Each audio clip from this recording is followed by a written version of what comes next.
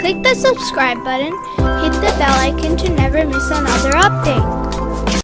The yellow leaves of autumn fell from the trees and scattered across the ground.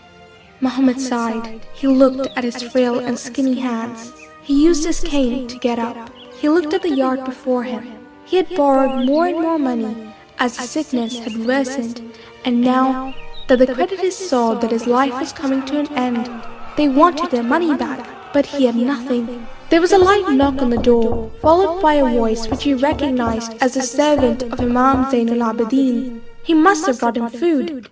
He opened the door to see the Imam and his servant. He greeted the Imam, and Imam Zainul Abidin warmly greeted him back. They went into a room which had nothing in it except for an old mat. Then the Imam kindly asked him how his day was going. Muhammad stared at the emptiness of the room and started to cry. Imam Zainul Abidin immediately comforted and consoled him. Muhammad wiped his tears, closed his eyes, and remembered the past. He missed his old life when he had money and luxuries a man could only dream of.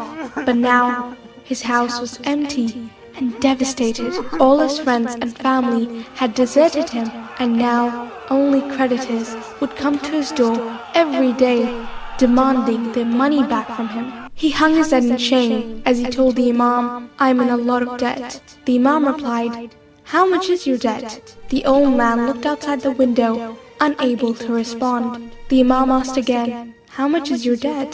Finally, Muhammad said, 15,000 gold coins. The Imam's servant was shocked and wondered how this man had collected so much debt. The Imam asked the servant to bring a glass of water for the man. Then he smiled at him with affection and asked him what his creditor's name was.